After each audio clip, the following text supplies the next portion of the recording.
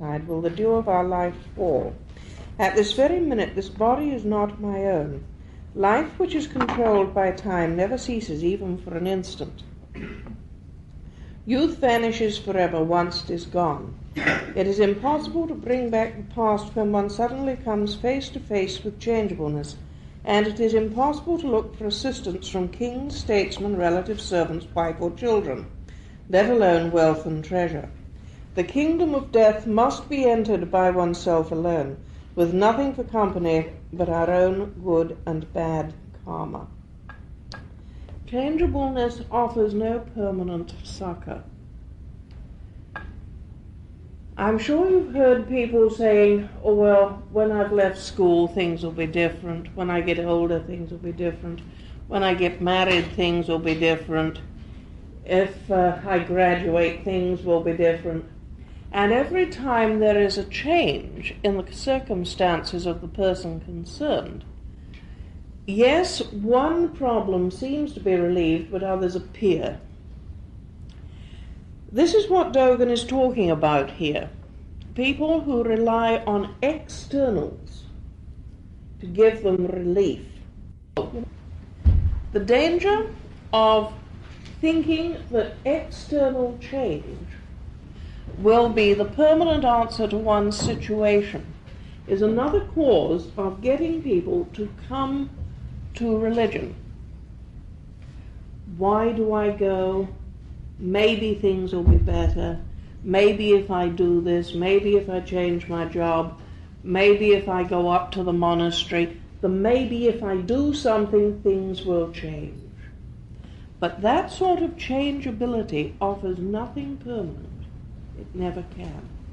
The only permanent place, the only permanent state, is that which one finds in meditation with the unborn, the undying, and the uncreated.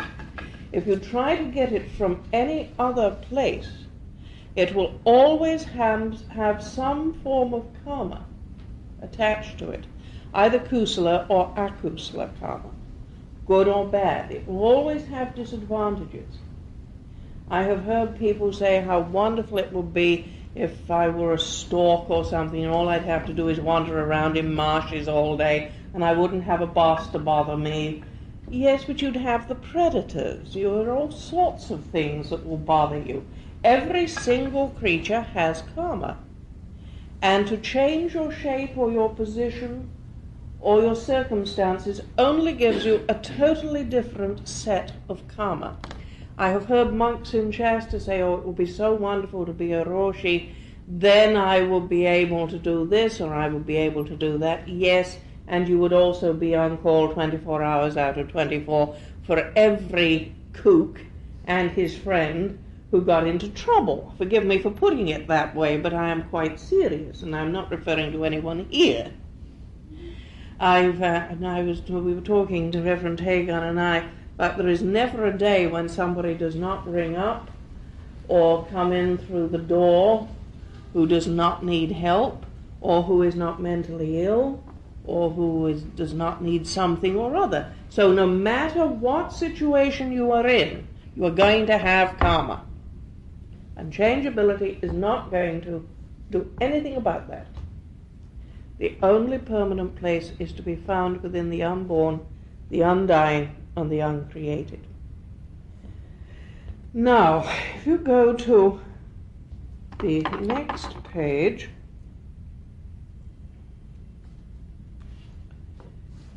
I think I warned you about the importance of avoiding those who do not understand the way in which karma works. This is one other bit on the same page. And that is simply because if a person does not fully understand karma, he will very soon get you embroiled in what can best be described as soap opera or emotionalism. Life is not really a simple matter. It is extraordinarily serious and extraordinarily hard work if it is lived properly. Because if you accept what you have done, if you accept karma as what karma is, the law of cause and effect, life can be very, very hard indeed. especially if you do not fully understand it. If someone comes to you and says, well, if I were to do such and such, then it will be all right. Or if I marry such and such, it will be all right. You know it's not going to be. You know there will always be problems. There is an old Chinese proverb of someone who came to a Chinese master and said, write me something to engrave upon my ring that will be of use throughout my entire life. And the old master said, write the words, it will pass. Whether it is pleasant, whether it is horrible, it will all pass. But you see, the place wherein you live, where it all passes, is within the meditative state, within the cosmic Buddha. Because only there does that which passes not bother you or cause you problems. Now, suppose you want to do something about your karma, you need to look at page 156. Because of their limitless compassion, the Buddhas and patriarchs have flung wide the gates of compassion to both gods and men. And although karmic consequence for evil acts is inevitable at some time during the 3 periods, that is past, present, and future, and remember that it doesn't necessarily have to be the next life, it can be the life after the next life, which is why so often really good people seem to have something come in and hit them out of left field, as I said last week. Although karmic consequence for evil acts is inevitable at some time during these 3 periods, contrition makes it easier to bear by bringing freedom and immaculacy. As this is so, let us be utterly contrite before the Buddhas. Now, the word contrite is not quite accurate, but I don't know of any other word that I can really use. It is a willingness to recognize that you have done something you shouldn't have done, a willingness to admit, not only to others, but to yourself that you've actually done it, and a determination to not do it again. Now this brings us to something that Dogen Zenji spoke of with very great vigor to several of his monks who were wondering about how one could escape from karma. And of course one can't, as I have said. And the person was asking some rather useless questions in the real religious sense, but useful from the point of view of people who are trying to understand what is going on. And his question was, are acts, evil acts, of themselves intrinsically evil? And Dogen's answer was, before one is truly converted, i.e. before one knows truly what evil is, evil acts only have evil forms. But once one has really found out what evil is, then evil acts become something very, very different and much more dangerous. Supposing a person does not know the full meaning of the precepts of the Buddhas and patriarchs,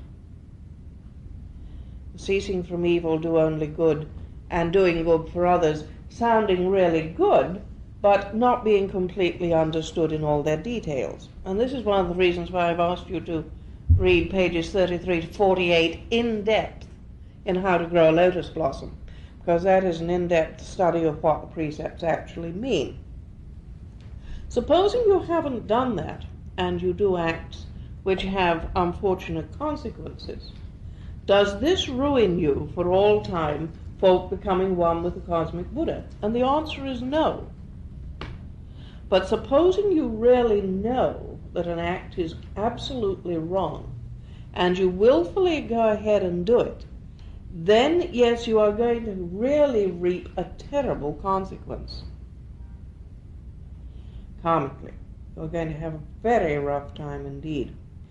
And this shows even more so with people who have had some sort of a religious experience. For example, a person who has had a first kensho, who then does an act which he knows is wrong, but does it anyway, whether it is in a fit of pique or a fit of temper. And people, you should know that Zen masters can create karma. I'm sure you know the old story of the one who said he couldn't and landed up several thousand lives as a fox. The Zen master is just as much bound by karma as is everybody else, because otherwise he would be God, and he is not God. He knows that he is not God.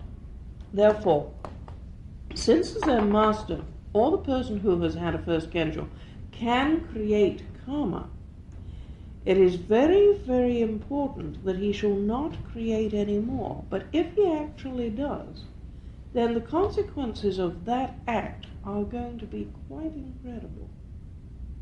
They are going to be much more serious than if he had created it prior to knowing that it was actually really wrong.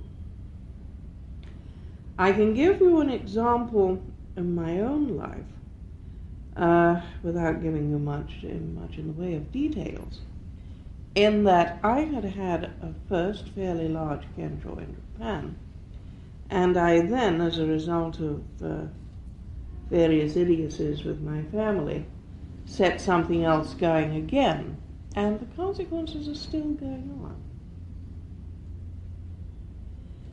I didn't need to do it, so I got in a temper, so I did it. That is to make an excuse. It is not to sit up straight in the presence of the Buddhas and patriarchs and say, yes, I did it, I wish I hadn't.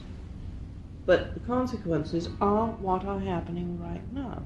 I knew it was wrong to do it, and I went ahead. So it's easy to say, well, I was in a temper at the time. I still knew it was wrong. The consequence for evil acts after one knows that it is wrong to commit them is much graver than beforehand. This is why I suspect, but I have no proof of this, this is why a first confession made in the Catholic Church frequently brings such an incredibly deep feeling of peace to a person. I have often talked to people who are ex-Catholics who said, well, that first confession I went to was marvelous. I came away feeling so clean and incredibly good, and now when I go I'm just all jaded, and it doesn't sort of have the same effect. Yes, because the first time you genuinely cleaned it up, and the next time you did the same thing again. And it's not as simple, because the next time round you know you shouldn't be doing it. You cannot play games with God, or the cosmic Buddha, or XYZ, or whatever happens to be your particular liking, a particular name for him. So, the importance of sitting up straight and facing what you have done, facing the consequences of what you have done, this is one of the most important things that you can possibly do if you would truly have some sort or any sort of religious experience. And it is not until you finally say no to doing evil that you will get any real religious experience. Again, I can give you an example from my own personal life. Every time I have had a kensho, it has been when I've looked at something in me that I have been doing over the years and said, no, I won't do it again, and kept to it. I think I told you, I can't remember, maybe the first week, maybe the first lecture we had, I think I told you that I discovered that I have been lying in a way on various government forms. Do you remember I told you about that? And one day I said, no, I won't do it again. I don't care whether the government throws me out or whether they like it or whether they love it. I am not going to allow someone else to force me to make a mistake. Now, prior to that, in the earlier days, I had made the mistakes. And now I was allowing other people to allow me to make the mistakes. And I was saying no on a deeper level. And it was that which triggered the next religious experience. In other words, if you are going to get rid of karma, you have really got to take hold of your life and say, no, I will not be placed in this position. I will not allow the world to put me in this position. I will do what I know to be absolutely right, irrespective of the consequences to me. And what I did could have got me thrown out of the country, because I effectively wrote to the Attorney General in Washington and said, look, I'm not going to play games with your government. Either you believe what I say and you let me do it the whole way truthfully, or I'm not going to go ahead. Fortunately, the Attorney General agreed with me. But he might not have done. So you've got to take it every inch of the way. And you also have to believe in the same way, just as you will not allow anyone else to allow you to make a mistake. And that's really what I'm talking about here. Not only will you not make a mistake, you will not allow someone else to make a mistake for you, and you will do everything you can to prevent another person making a mistake. You can't stop him, but you'll do everything you can to stop him. Not only do you do that, you also have to do this with faith. It is not good enough to just believe. You have to be in such a state when it is impossible that you could possibly think of the possibility of even the slightest possibility of doubting. So you cannot even allow in a possibility of doubting. Do you understand why I'm going? Well, you remember I told you about the screw and how you're going down the screw? You're going further and further down it. It's not just enough to have faith. This is why so often when you have these revival meetings, people have faith, it's so wonderful, and they feel that they have been converted, and then several weeks or several months later they wonder what it was that happened. Yeah, it works at the beginning. You've got the conversion, but unless you keep on going further and further into it, unless you work at it, and it is that which is the actual training, unless you work at it, then it's going to slide away. And all you will have left is a really exquisite memory. Nothing more. As Yasutani Roshi put it, all you have left is a beautiful dream. Don't find yourself left with a beautiful dream. You really have to work at this, and you really have to know. I hesitate to use the word, you have to know that there are levels of understanding, but I don't know what other word to use. If you like, you can say that the different goings around, the circuits around the screw are levels, but it's all one going. It's not separate rings. It is all one long going, a continuation of training. And just as you have taken charge of you and said, no, I won't lie anymore, then you've got to take charge of you and say, no, I will not allow others to lie around me, and I will ask them to point out to me when I am exaggerating something, or when I am actually lying, or when they think I am lying, and I'm not going to feel upset about it. And then you've got to take it to the further one, which is, and I am not going to allow them to place me in a position where I will lie. And you have to take it that far on every single one of the precepts. And that is what I'm trying to talk about in that part of the How to Grow a Lotus Blossom, 33 to 48. And this is why I want you to study this with such great care.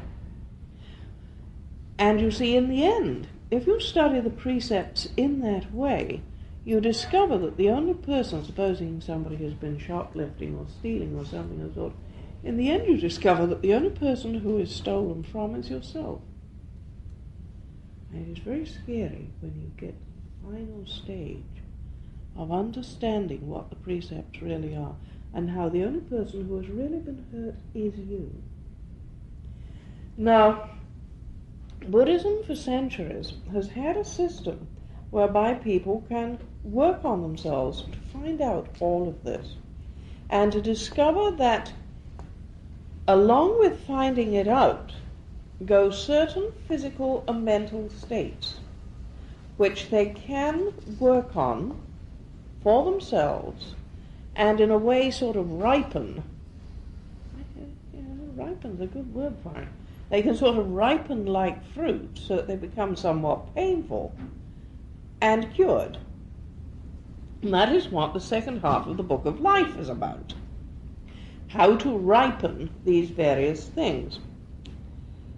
Now, before you can actually start that, though, you've got to sit up straight in the presence of the Buddhas and patriarchs and your own conscience, which is the embryo of the Buddhas and patriarchs, and say quite bluntly, all right, I'm going to look at me. I've done an awful lot of things.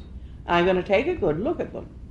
And the reason is, as it says here, here is the way in which to make an act of perfect contrition. May all the Buddhas and patriarchs who have become enlightened have compassion upon us, free us from the obstacle of suffering which we have inherited from our past existence, and lead us in such a way that we may share the merit that fills the universe. For they, in the past, were as we are now, and we will be as they in the future. The most important piece in that, they were as we are in the past. We will be as they in the future. It's not maybe I'll go to heaven or maybe I'll go to hell. It is, if you work on yourself, you will be as the Buddhas and patriarchs. It's not just a possibility, it's a certainty. Because they were as we are now, and we will be as they are in the future. And this is the thing that gets the will going to really do something about it. The certainty of where we are going to go. All the evil committed by me is caused by beginningless greed, hate, and delusion. All the evil is committed by our body, speech, and mind. I now confess everything wholeheartedly. Confess is not a good word. I will now take a good look at and do something about. How do you translate Sangye? I do not know. I just don't know how you translate Sangye successfully. It partakes of contrition, confession, doing something about it, grabbing your will, cleaning up the blood. But I think you get the general idea. By this act of contrition, we open the way for the Buddhas and patriarchs to help us naturally. Bearing this in mind, we should sit up straight in the presence of the Buddha and repeat the above act of contrition, thereby cutting the roots of our evil doing. Now, cutting the roots of your evil doing does not stop the consequence of the evil doing. It cuts any more. The consequence may continue. As Keizan points out very clearly in the Denko-Roku, there is one of the greater patriarchs of whom he is speaking there, and he adds, but although he is now this great patriarch, his old karma may still work upon him. There is a famous story of the Buddha who converted a thief, and the thief wanted to go and visit his family, and as he came near the village, the villagers started to stone him. And he said, and first of all he got angry, and then he said, but I stole a lot of things here. This is the rightful consequence. And he went on, and they noticed his yellow robes, and they stopped stoning him. And he apologized to everyone and guaranteed to give everything back. And he was accepted as a great monk. Supposing he hadn't done that, he would never have had the courage of knowing that he could be completely and absolutely forgiven. Go ahead, yes. Can you explain sitting up straight in Too many times people run and hide from what they have done, and they hide from it within themselves. They cannot even admit to themselves. But to sit up straight and say, yes, I did it, to yourself, and then eventually to the rest of the world. That is sitting up straight in the presence of the Buddhas and patriarchs. Admitting to yourself the Buddha within. Too many times we cannot just be willing to admit that we do various things because of the shame and the horror of it. But it's much worse not to do it. Page 29 in the Book of Life. Have you got it with you? At the bottom, you'll see there's a graph.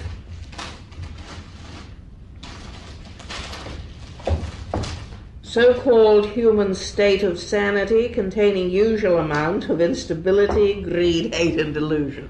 The usual amount, that people... We have a sort of a cut-off line as to where we say, how far we say a person can go. It's interesting that we use that terminology. I won't let him go any further than that, or I cannot stand it going any further than that. And what we are really saying is that we're not going to allow... We have a standard below or above which we normally do not act. We like the idea of going above it, but frequently we will not allow ourselves to go below it.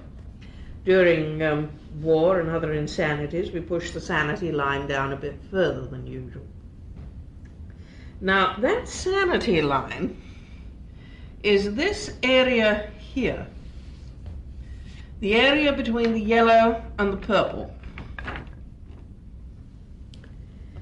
And above it, you have the areas of compassion, love, and wisdom.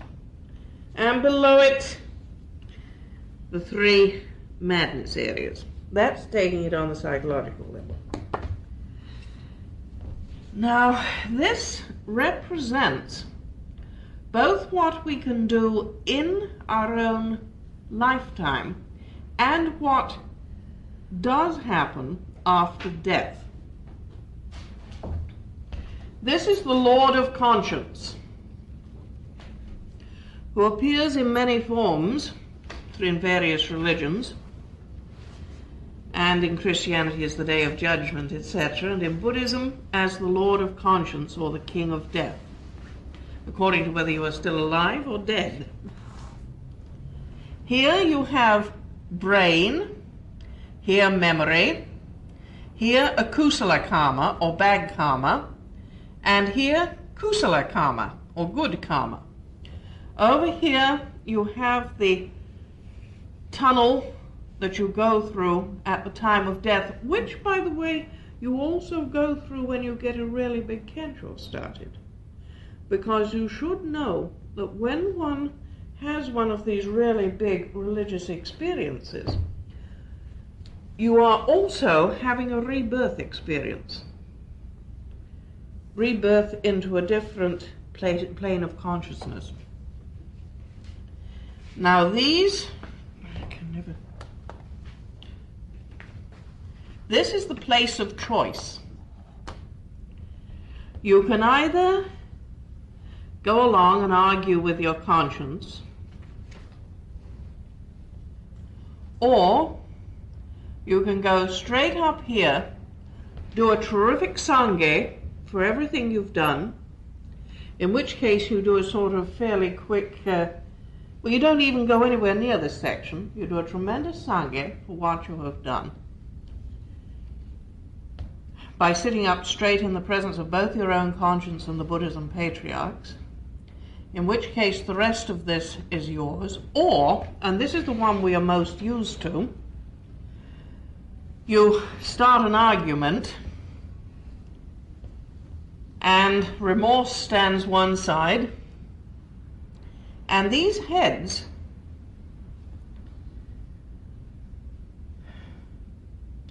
represent the good and evil nature of the person that is speaking, either owning up to what they have done or arguing about what they have done. Almost everybody, when he does a big kensho, has at least one or other past life come up, in which he can see what he himself was truly like, either in this life, earlier in this life, or in some past life. This is the great round mirror, which is spoken of in the scriptures, in the Hokyo Zammai, which we shall be studying later on, which tells you exactly how to do the type of meditation that will get you into this area. Now, supposing you're still arguing, but that isn't me, I can't be like that. I know I can't be like that. You're going to come down here. If instead you sit up straight and say, this one's sitting up straighter, by the way, than the other one is. If instead you sit up straight and say, my God, I did that, and I swear I won't do it again, then this is going to disappear, because you have recognized what you truly are like. And this section of the story is going to be yours. Now, there are a lot of these that are extraordinarily applicable to everyday states. For example, here you have the mountain of needles. Now, if you do not accept a tremendous amount of the things you do, haven't you had that feeling of being pricked all over, you know? And there's nothing I can do about it, you sort of wriggle because you're on the mountain of needles. This is Kanzeon, or the compassionate aspect of the Buddha in her wrathful aspect. As you note, she is taking even the loincloths off of the dead that have come through, or off of the Buddha natures that have arrived, because she is removing the masks. If they won't believe the state they're in, then I'll tear the masks off them so that they really see. And it hurts all the more when compassion rips off the mask and you really see what's going on. Do you understand? The compassion removing the masks. These are the scoffers and the dissenters. They want religion, they think, but their throats are too small to swallow it, and their bellies are too big and empty to be able to get it in. They want food, they want spiritual food, but they can't make it. Every time they get near religion, it seems to turn red hot for them. No way can they get in. These are the people who do it by ascetic means. They are storming heaven. They're beating themselves up. The Valley of Spears. So often people feel they're being thrown on spears. This is wallowing in unfairness. This huge burden I have to carry. I have these burdens. There's no way in which I can make it to the cosmic Buddha. I have this to do and I have that to do and I'll never manage it. And the burden gets bigger and bigger, and as you look down, the fire is hotter and hotter. And then when you have done that, when you're fed up with it, this is worldly unfairness, then you fall down into the fire and you just wallow in the unfairness because you've still got the burden. This is the Buddhist explanation of hell, which we create in this life for ourselves. We do not have to be in this hell. We can choose to be in this heaven all the time during our lifetime. If we take the trouble not to be stuck with changeability, if we take the trouble to meditate and find out what really it is that is the real us.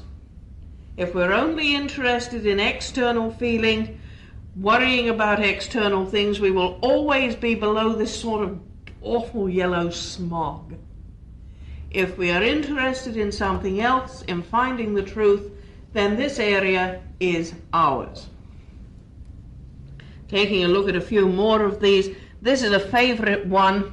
Oh, consumption by bestiality, of which I do not need to make any explanations.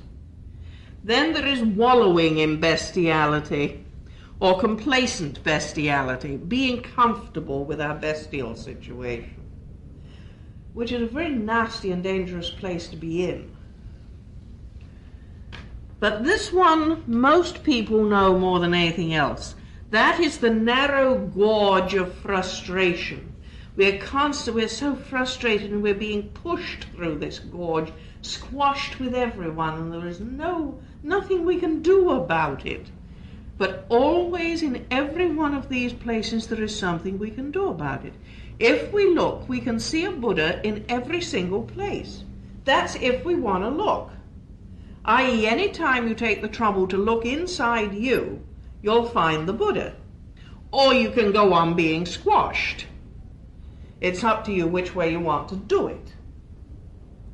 This is the graphic explanation of karma. Now down here you get to the rather nastier states. There comes mild paranoia. What's going to happen to me? Somebody's going to do something to me. And then you get to paranoia, and then you get to wallowing in paranoia when you know there's no hope for you. Interestingly enough, the hill of frigidity comes quite low down. You get the woman sitting on top of the icy mountain and the man trying to come up to her. That comes quite low down in the hills. And then you get the hope of the suicides and the place of suicides. And you get the gateless gateway to the Buddhahood, and you get the cosmic Buddha. Now you note that here the Buddha looks really ghastly. He looks like a monster that's about to devour you when you're in that state. But if you truly look and if you truly trust, you find that these monsters that are about to devour you are in fact the gateways in to your own true Buddha nature. So there is nothing that you must ever fear. Down here in the lowest hell of all, where people say, I can't stand it any longer, so I will destroy the Buddha that created me. I will kill myself. Down even in that place are the banners of the Buddhas to be seen, if you really turn and look. Now, almost everybody, I believe everybody in this room, can identify with some place or other here at some time or other during most days of the week. What they don't realize is that as a result of meditation, they can identify with the whole of this section every day of the week. Because we all know hell as a result of our karma, it does not seem to most people don't seem to realize that they may also know heaven. And the purpose of meditation, and I'm using these words relatively now, the purpose of meditation is to realize that you do not need to be in any of these states. And what is to be found in the second half of the Book of Life is how to deal with these specific states. Now, the Book of Life also tells you a lot of other things. For example, if you work on the mudras for frustration, you will also do quite a fair amount of work on helping your gallbladder to stay healthy. That's an accidental bonus. You do not work on the mudra in order to get a healthy gallbladder.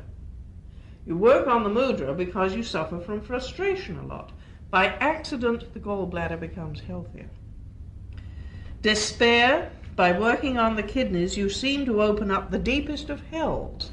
You open up all the really deep fears, the deep frights, the deep terrors. You've come to face all the most ghastly things about yourself. That is the fear and despair ones.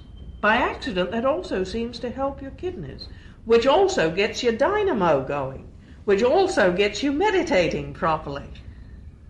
So all of these things, you are dovetailing body and mind together at all times. Don't ever think that this psychophysical body is of unimportance. That is one of the graver mistakes that most religions have made. This body is deeply important. By its aegis, we are able to come to know the true owner thereof. We are able to come to know the true Buddha. We are able to find that place wherein lies the unborn, the undying, and the uncreated. And in so doing, we clean up a tremendous amount of physical sickness and prevent a tremendous amount of physical sickness. Above all, remember that this is a picture of what can happen in life. Not only do you escape from the hell that changeability will not enable you to escape from, you also find a bonus, which is the joy and peace of being in the other half of that picture. And you do not have to wait until you're dead to do it. Because you see, if you wait until you're dead to do it, you haven't really got the time to clean up the karma. The only thing you can do is say, right, I'll take another life and I'll try to do better next time. But who knows that you are going to definitely get a human life? How can you be sure it's not going to be an animal one? How can you be sure you are not going to make more mistakes? So often I have found with people who have done this, they have had a past life come up in which they have done exactly the opposite to what they are doing now, because it's worried them so much what they had done in this previous life that they decided, right, next time round, I really won't do this, and they've gone all the way over to the opposite. But it is not the opposite that is necessarily wanted. It is the middle way between the two. And so they're just as badly off in one way as they were in the other. What proof have you of that?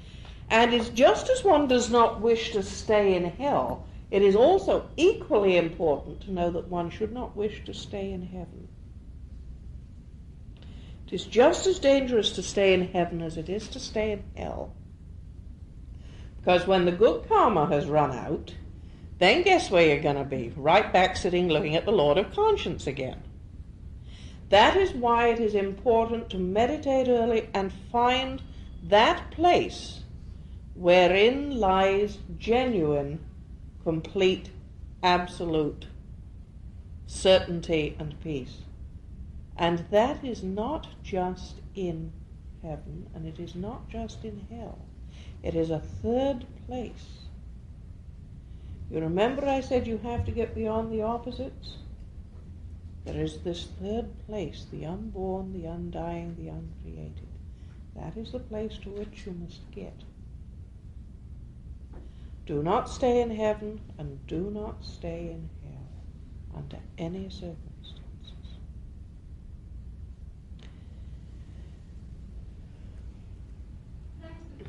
Yes, quite. You always say you clean up bad karma. Do you clean up good karma too in the same sense? Yes. Just cleaning it up. Is it the It's same just thing? cleaning it all up, Same all thing. the way. And you see, if That you... phrase with the good, but it seems like the same thing. Yeah. The reason I always do it this way is that everybody knows hell, but not very many seem to know heaven. Yeah. But you do have to do both, you're right. It's cleaning up in both stages. It's cleaning up in both It's stages. not the ideal to look for. It's the good part. No. You have to go through the whole lot. But you see, there is one nice thing about it. If you cut all the akusala karma, if you cut all the bad karma, and you live solely from the center of your being, which if you live from the cosmic Buddha, and what you do thereafter is not bad karma, you do get heaven as a private bonus. But you didn't do it in order to get heaven, and heaven is not a permanent state. That's what I think you were talking about. Yeah. The fact that it is not a permanent state, any more than hell is a permanent state. Yeah. You can make the hell deeper. You can make the heaven brighter. But they are both subject to changeability.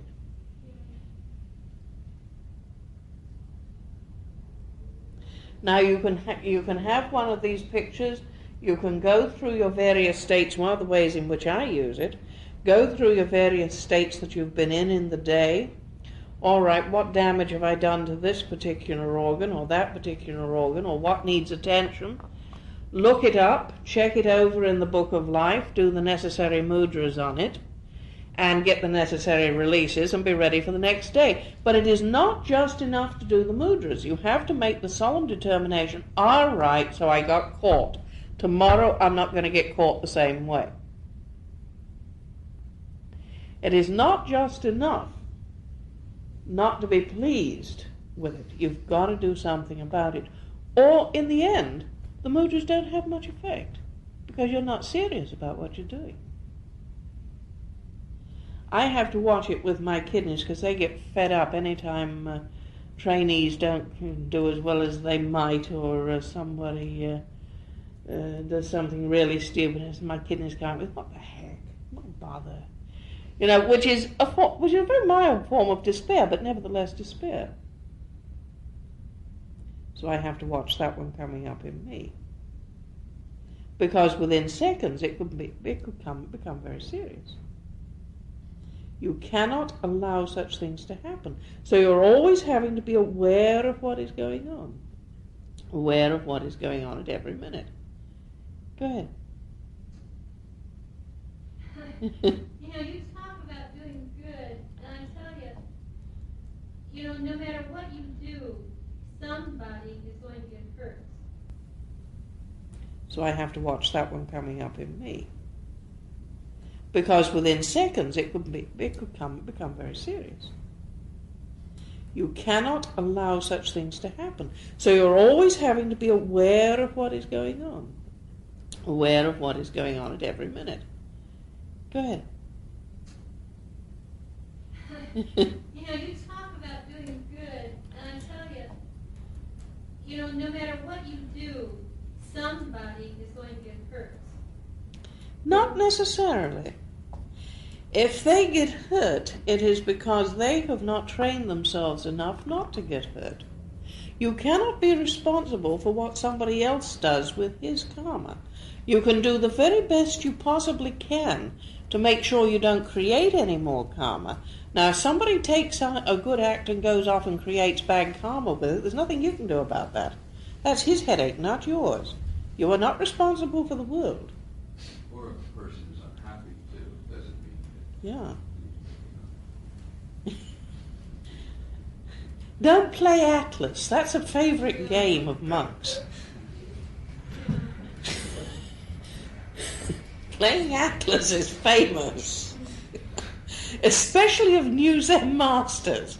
They come out looking incredibly holy. I can remember in Sorjiji, oh, we got another one, and they would sort of throw him into the officers' training corps, as we call it.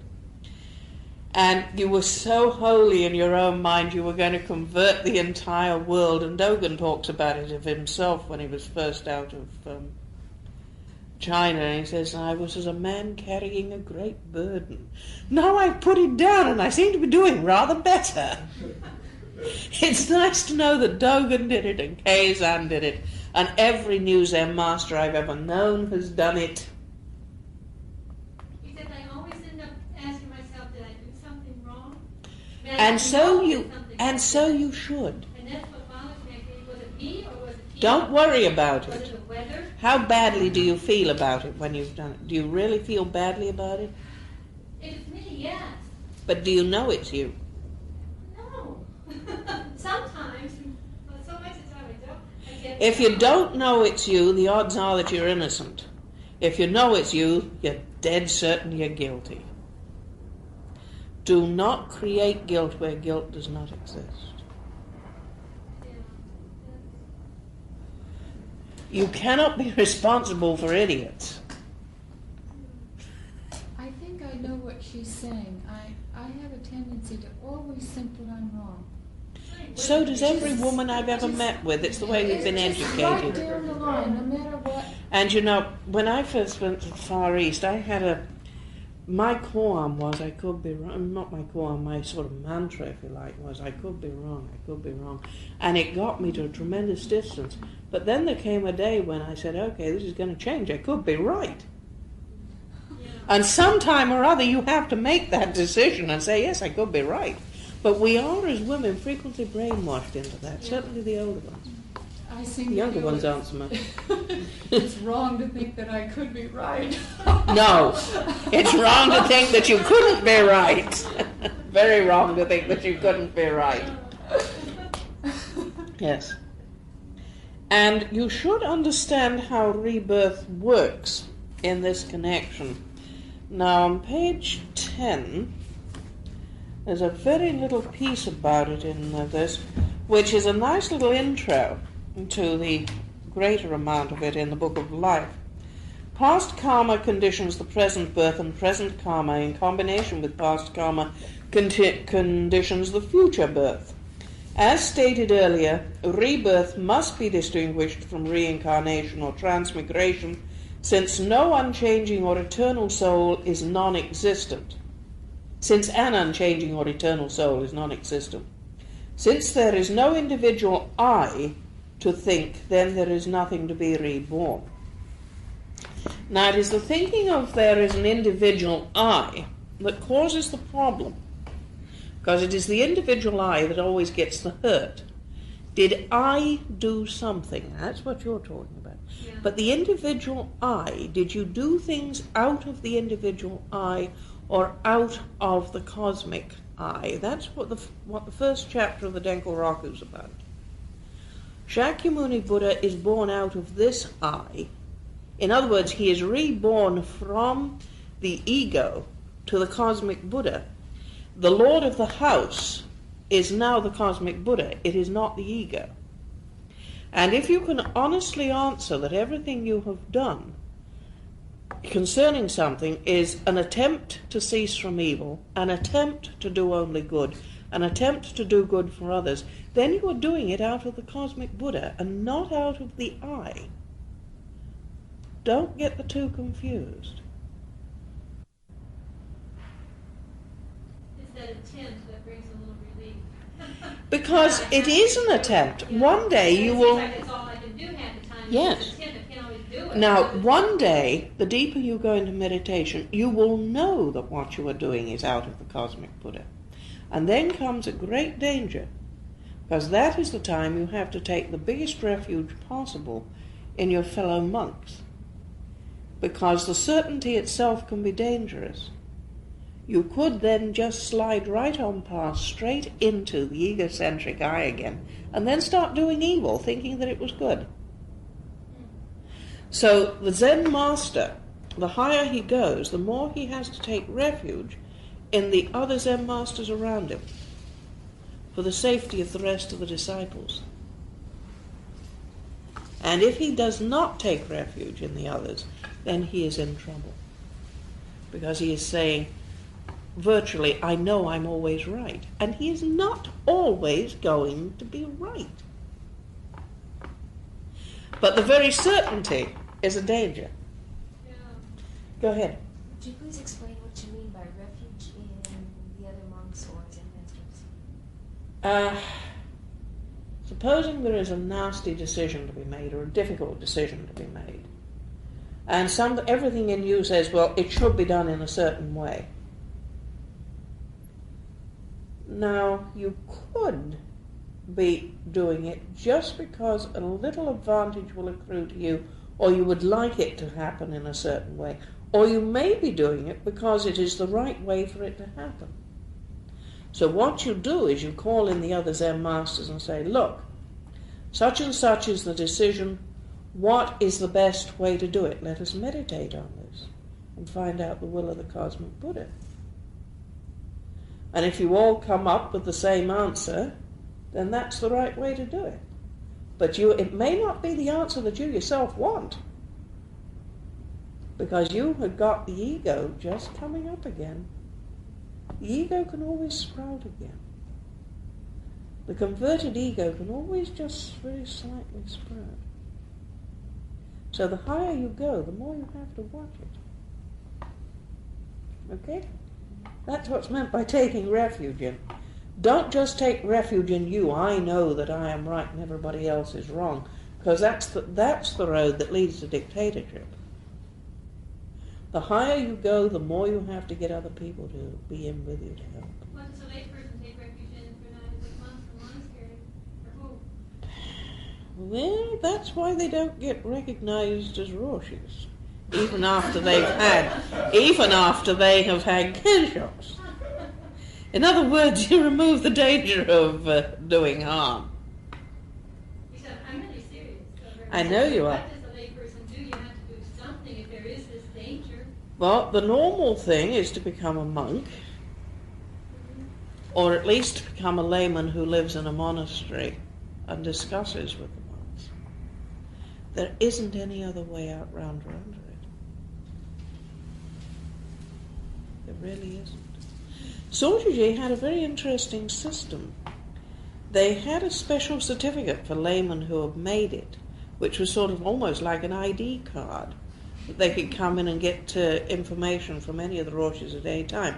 And it merely said, this person studied at such and such and such and such for so long, and did well. Which was virtually the equivalent of saying, let this one in, this one's going to need help. Because they have not got the actual Sangha behind them. No, I have not seen one. I don't know whether they still issue them, but they certainly did, I was told, right up until World War II. So that's how it's done. Maybe the day will have to come when we'll have lay people who've had kenshos, and we'll have to issue some sort of little card saying, let this one in. Does that help you? Does that answer your question? Yeah, it's not an easy situation to be in. No.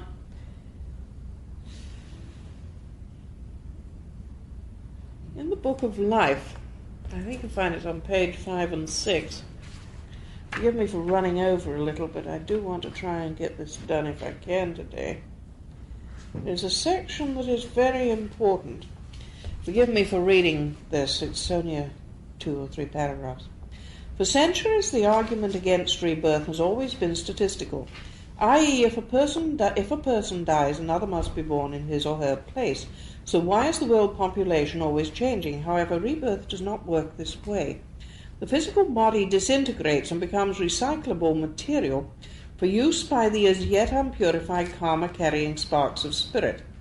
These sparks become living organisms exactly in ratio to their own unpurified karma, and are thus again given a chance to transcend that karma by purification, thereafter returning directly to the Buddha mind, sometimes called the Buddha nature. Because of the above, it is impossible and even stupid to expect a baby human to be born every time another human dies. Anything can be born as a result of any death, whether human or animal, and because every being in the world has done totally different things from everybody else, there is no formula that can be laid down as to what will happen specifically to anyone. Only the individual can do something about that for himself through meditation. All that can be truly said is that certain acts will have adverse effects on new life, and other acts will have beneficial ones. The Buddhist precepts are the nearest a person can get to a working formula for this purpose. Nor is just one being likely to result from the death of a previous being. An unconverted carnal lust may be reborn in animal form. An unresolved confusion at the time of death may be reborn in a muddle-headed human, as a muddle-headed human and a secret and hidden evil act may cause the birth of a fixed or wandering ghost. Just to give a few examples, thus the death of one human could result in the rebirth of an animal, a human, and a ghost, all out of the unpurified part of that human's karma, which will then become purified in its own way to become a beautiful part of the Buddha mind. Such unpurified karma becomes a karmic debt which the newborn creature inherits. Now, why I said that is because on this top half of the picture,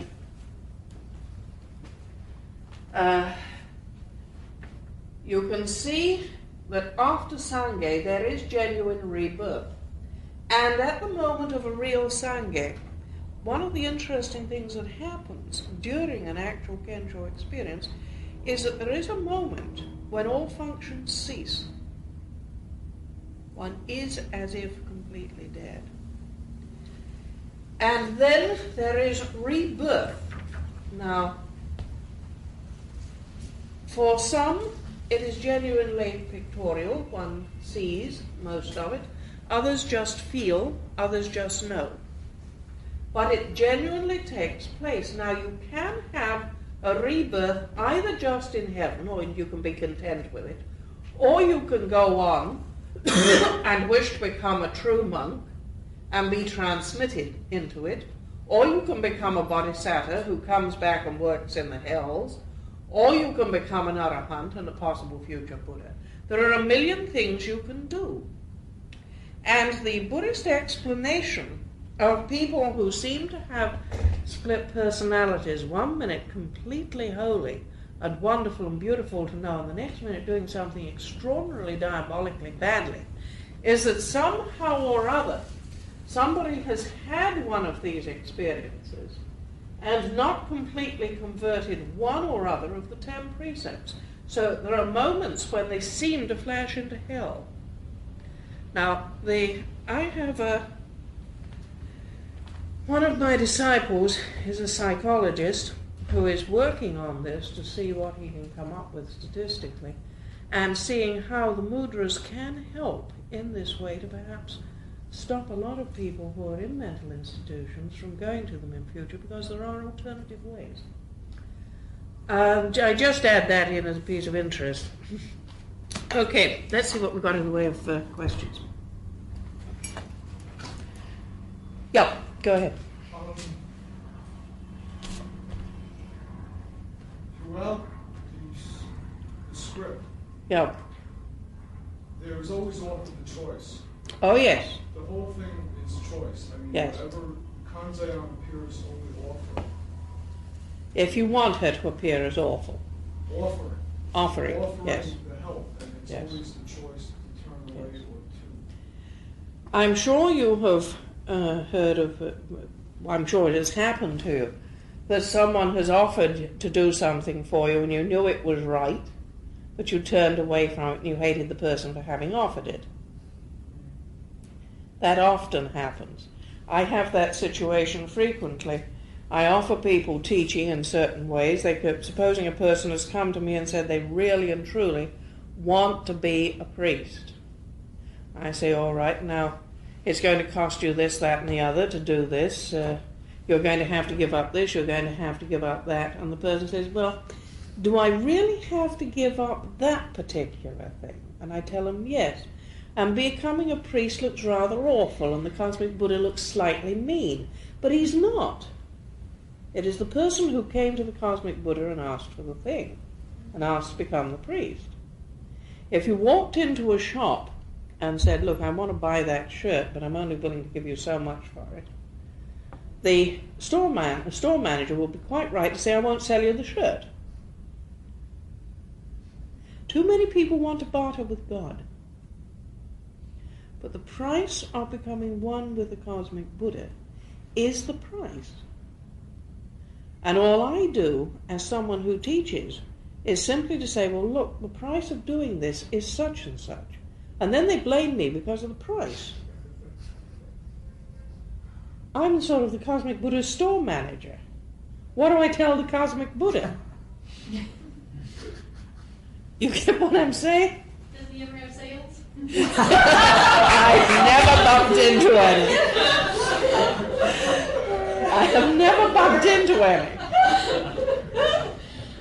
This comes out most with people who say, well, I want to be a priest, but I've really got to be able to be married and have children. Now, you can have a first kensho and be married and have children. There is no way you can have a third one. And I don't make the running. That's how it is. So I've sort of got a store window with this one costs so much, and this one costs so much, and this one costs so much. All right, how much do you want? Well, this lifetime I only want to buy the first one, all right. But know that that's what it is. Well, I'd really like the third. Well, I don't have an alternative to that.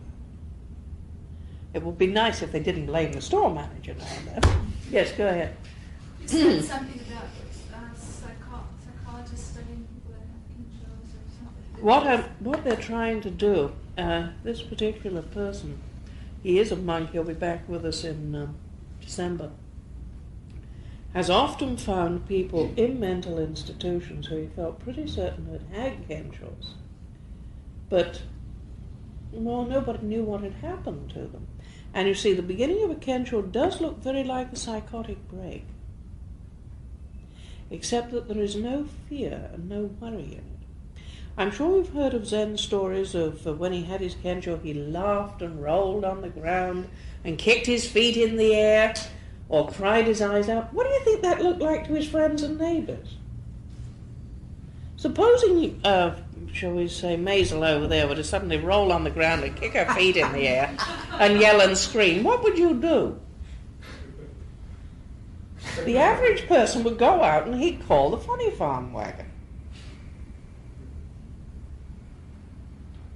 Because that's the only thing he would know to do.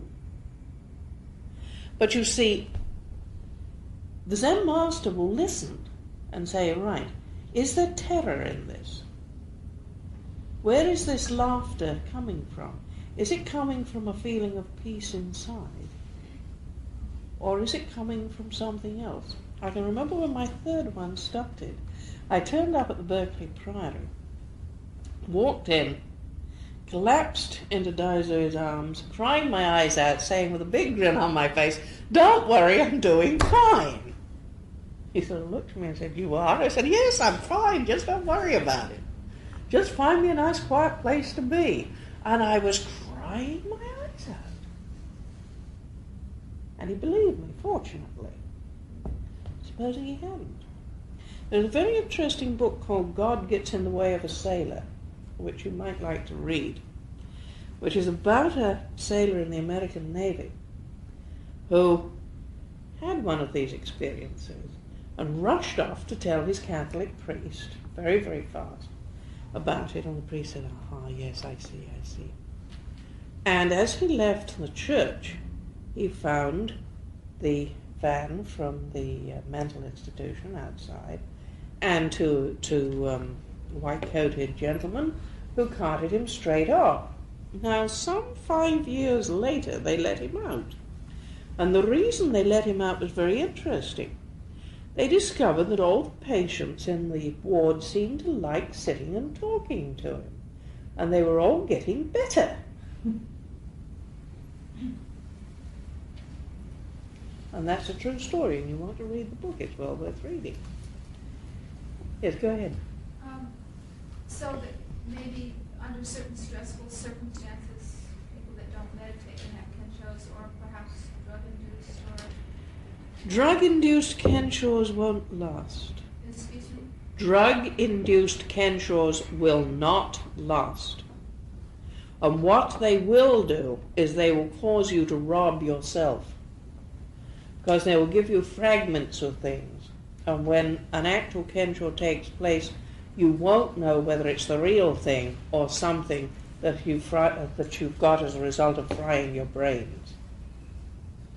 I have had 2 people in Shasta who have had kensho experience, who had had drug experience beforehand, and they did not get something nearly as deep or as free because of that. That was the karmic consequence.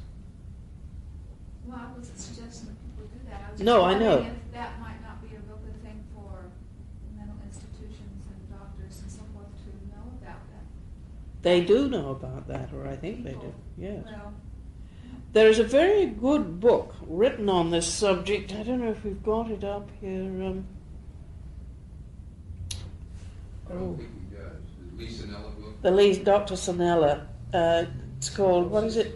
Kundalini. Kundalini is a lousy name for it.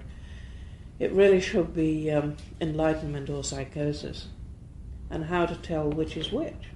Because gradually psychologists are beginning to realize that not everyone who is in mental institutions should really be there. There are a lot of things we don't understand.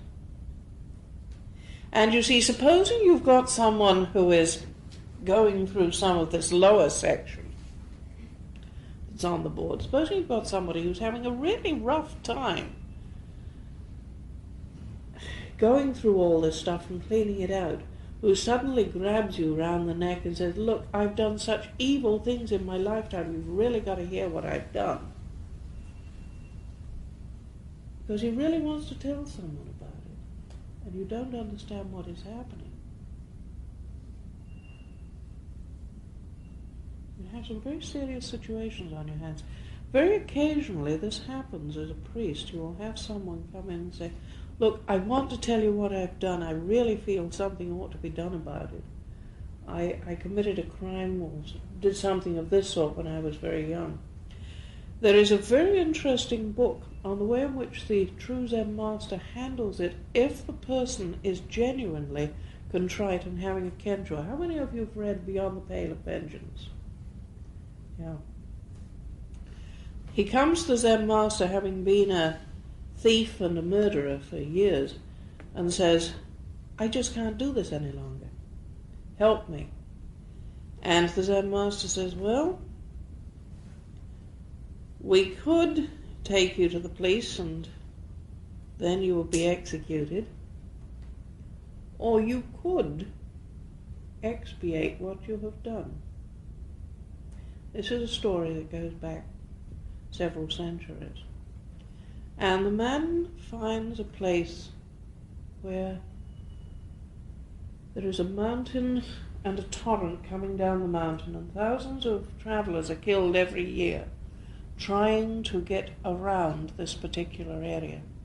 And he settles down alone. He says, all right, my expiation will be to dig a track, a tunnel, through this area of the mountain, and I will do it alone. And years upon years he gets to about the age of 80, and he thinks in the end he gets to the state when he doesn't believe he'll ever make it all the way through. And just as he's about to make it through the tunnel, although to the end of the mountain, although he doesn't know it, the son of one of the people who he murdered turns up to get vengeance on him, to take vengeance. And the man says, well, look, let me finish my tunnel first and then you may kill me. I don't think I've got much further to go. And the son settles down and glowers, and then he thinks, well, I'll be able to kill him the faster if I help him. So the two of them get working on the tunnel, and very soon it's done. And the old man says to him, right, go ahead and kill me now, because that is the karmic consequence. And the young man has been converted and become his disciple. It's an exquisite story of a much better method of dealing with the wrongdoers who are truly repentant. What do you do if you have a wrongdoer in Zen who really is rather proud of himself? I tell you what I did and what several other monks did. We called up the police. We had one person visit the priory who said, I've just assaulted a woman and I've left her for dead, and this is the second one I've done it with, and you can't do anything because you're a priest. And we said, oh no. And we called out the police, and he was collected up and taken to faculty. If one is proud of one's acts, is one thing. If one is really repentant, it is quite another. Yes? A little added note to that story. I remember the monk saying that the judge was quite impressed that the priest did stand up and give evidence. Yes. And there's no way he could not have done, because supposing he'd said, oh, well, I mustn't do this, because that's what priests do, then a woman would have died in the gutter. As it was, she was taken to hospital and got better. And you see, supposing he'd let that happen, then the man would have been up for murder instead of merely assault. You've got to look at the chain and how the chain runs. You cannot run away from karma. You cannot run away from doing your duty because, oh, well, that's what a priest does and I've got to keep an image, or I've got to do something that makes people believe in me. You have to take responsibility and go with responsibility. Yeah. I came up with several questions during the reading. Yeah. One of them was, are the faults that I observe in myself, that I am striving to overcome, are those karmic jangles? Yes. Yes. Yes. But above all, if you feel this sort of being pressed, or as though you're sitting on needles and the like, do use some of the mudras on yourself. Because yes, it will bring the thing up faster. It'll also do something else. It'll release the tensions in those areas. One of the reasons that Zen masters live so long is that they have very, very little tension. And it's because they know how to do this. In your hells, in your various hells, where is scatteredness go? Scatteredness? Oh, that's what causes the meandering line in the middle, the sort of lows and highs in the sort of generally accepted amount of idiocy that it comes from not being fully aware, sort of being partially there. I'm sure you've bumped into people who are only partially with you. It might be good if on your meditation, if you find that you are scattered an awful lot, to use the method of counting breaths. That helps scatteredness quite a bit. But don't do it longer than you have to. Yes, there are some other pieces that you should at least look at, even if you don't have time to read. And that's plates 6, 24, and 50 in the Lotus Blossom, which explain the advisability of not being willing to stay in heaven. Everybody knows it's unwise to stay in hell. Whatever you do, understand the importance of leaving heaven. Yeah. Now, further, if a woman cannot have children, I was confused on the position within the book on sex intercourse if you cannot procreate children. There is nothing wrong with people procreating children. There will always be people who will procreate children. No, I said nothing. My question deals not with that. It's if she cannot have children. Yes. The book seemed to say that you should have intercourse to make children. Yes. Now, if you cannot have children, then there is no point in having intercourse. that's what the book said. Yeah, there's just no point. You know the reason why? It depends what you're trying to do. If you really want to study and train in Buddhism, what you were saying is, I wish to return to the cosmic Buddha. I wish to become one with him.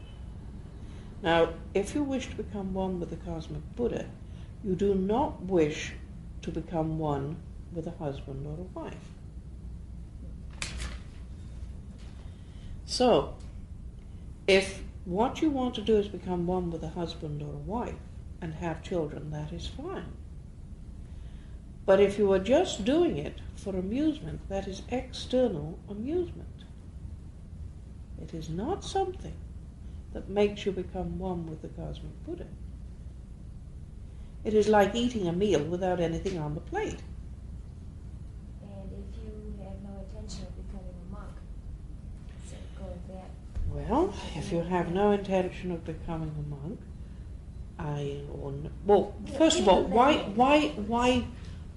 would you study Buddhism, whether a layman ought to become a monk or to be a layman? Why would you study it if you did not wish to keep its precepts? Are you asking a person? No, I'm asking in the same thing. You asked a question if a person cannot have children, and I'm saying, why would a person study Buddhism if they did not wish to keep its precepts?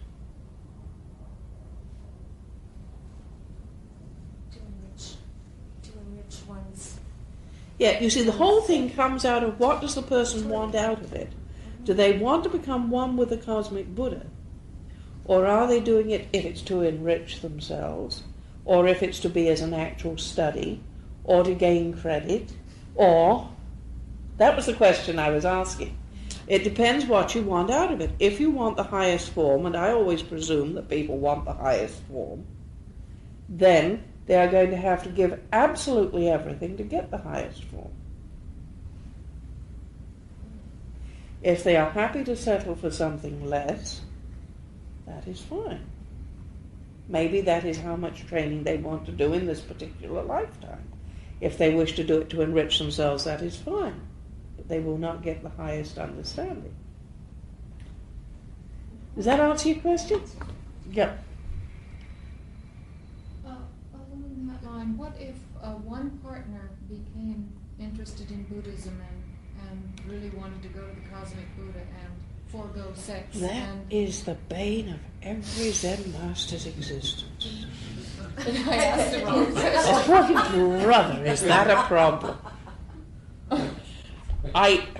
You almost make me want to climb a tree when you I'm ask. sorry. No, because truthfully, the one thing you do not want to do is hurt a marriage. And you know that if a person has got, I want the cosmic Buddha gleam in his eye, the marriage is doomed. It's absolutely doomed. Then is it justified to divorce? Well, I try to keep out of that as much as possible. But if he wants to go the whole way, there is no way the marriage can stay. What I would try and do is work on the conversion of the other partner for renewing the gatepost. That's the only real way I can see it can go. If you want to go the whole way, but if you want to live as a good lay Buddhist couple, then the problems are quite different. It depends how much you want out of it. You see, you can meet the cosmic Buddha, you can know the cosmic Buddha as a layman who is married. If the person said, well, yes, I want the cosmic Buddha, so I will divorce, but that is creating karma too, isn't it? If they have hurt that person by leaving them. And they're going to have to put up with that karma, and they're going to have to clean it up. So they'll say, okay, I'll accept the consequences of this because I want this other so much. Is that how it would It's work? usually not that nice and clean. Oh. One wishes that it was, but it never is. No, that is really the terror of every Zen monk. One partner wanting and the other not. I've had 2 or 3 in that situation. And usually I have not recommended that they divorce at all. I've suggested they both come and let one sort of wander around and see if they like the idea, and the other one do some training. Maybe after he or she has done some training, they won't want to go on with it, and maybe after the other one's seen what it's like, they would like to do so. We had one occasion where that happened, where one priest turned up, and, the husband and wife. One wanted badly to be a monk, and the other really wasn't interested. And within 3 years, the thing had switched over. They divorced, the other one left, and the other one stayed. There's no way you can really say, you see, at the beginning of a thing like that. That's the real headache. A person could divorce and then discover that he'd done the wrong thing. That's the terror of Zen masters, yes. What if they both feel that way and they want to be married, but they don't want to have sex together? The cosmic Buddha, if you want to go to the cosmic Buddha, you're virtually making a contract with the cosmic Buddha. All right? You're saying, I want you. Now, when 2 people get married, what do they say? They make a contract saying, I want you. Which do you want? Can't have 2 pulls on it.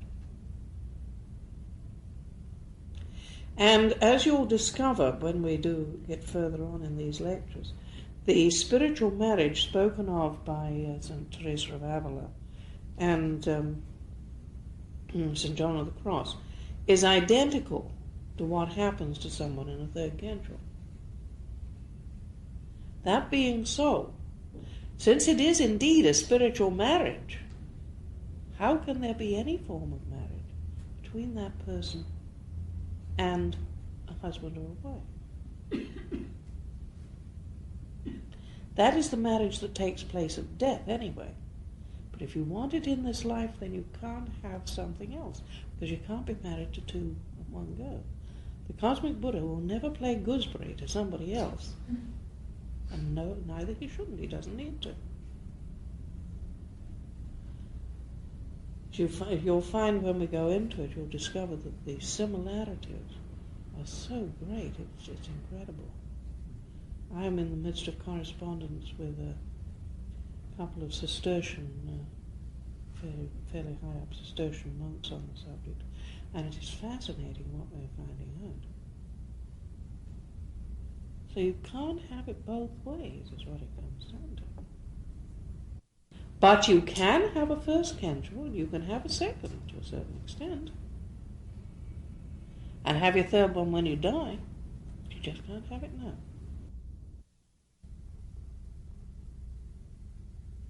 Yes, anybody else? Yes. I have one.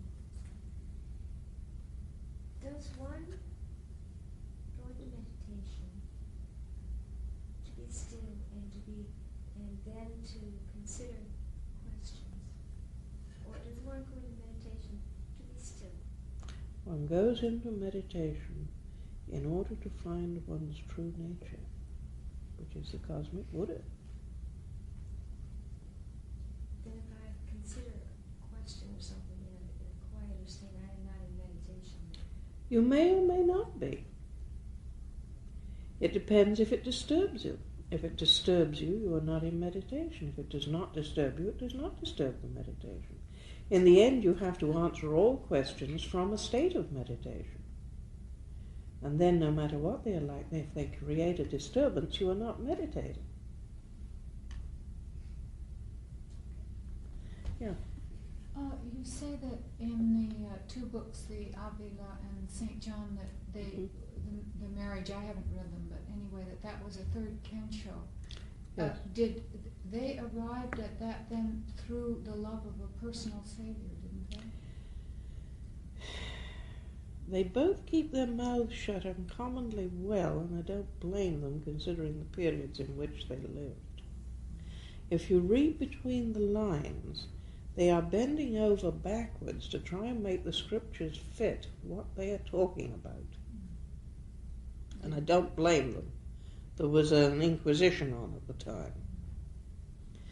Julian of Norwich does the same thing. One of you, I think it was you, asked me about the circulation of the light, which is the Taoist form of the spiritual marriage. And one of these, probably the last week or the week before last, we shall be going into this in great detail and comparing all the different versions throughout the different religions of how it is done and what the effects are like. I personally think that they knew all the scriptures, all the Christian scriptures, and after it had happened, it was so unlike anything they expected, they then had to find how the scriptures fitted to it. And this is also true of Zen and of anybody else. The thing is so unexpected, it is so not what you expected it to be, that you then have to settle down and say, well, how did they... Oh, I see how they got to this. I think it is easier to see in Zen and even in Taoism than it is in Christianity. It's there all right in Christianity, it's just got rather covered up. And I think it got covered up because people were afraid.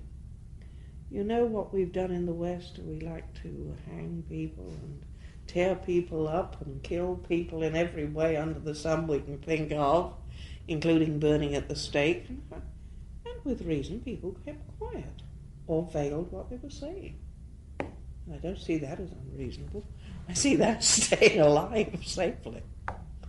But it's just the same thing if you start studying it carefully. It's just that the East hasn't had to hide it so much. And yet in other ways it's hidden it more. It's very odd to watch what has happened over the centuries if you read the history of it.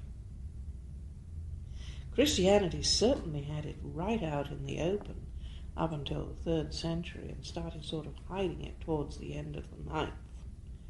And then it disappeared for a time. But it was still there, it was just all carefully hidden. I was going to do another course in that at a later date. The Terry Young was thinking of having it with Christian and Jewish and other people lecturing in it as well, which I think would be good. Because the more we discover that what we're talking about is identically the same thing, but different ways of doing it, the happier we're going to be. It's really just looking in a window, and every one of us sees the same room. We're just looking in, as I said, different windows and going in via different doors. But if all you do is worry about how the door is decorated, you're never going to get inside. Don't worry about who opens the door. That's the other problem. Just go in.